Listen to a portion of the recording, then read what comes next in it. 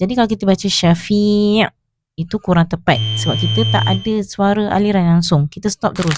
Bila wakaf pada huruf Ain, kerap saya dengar orang baca Syafi', Syafi' gitu. Ayat ni diambil dari surah As-Sajdah ayat keempat. A'udzu billahi minasyaitonir rajim. Ma lakum min dunihi min waliyyin wala syafi'. Bila kita wakaf pada huruf Ain, kena jaga sifat tawassut sebenarnya. Tawassut tu apa? Iaitu sifat di antara syiddah dan juga rukhawah. Apa itu?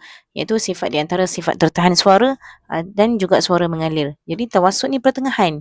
Bila kita kata pertengahan, dia kena mengalir sikit lah. Tak terlalu tahan, tak terlalu mengalir. Jadi kalau kita baca Syafi' itu kurang tepat sebab kita tak ada suara aliran langsung. Kita stop terus.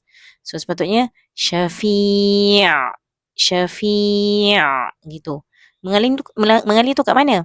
Mengalir pada makhraj Ain, iaitu di tengah kerongkong. Syafi' gitu. Okey, dah tahu? Jom praktis sampai pro.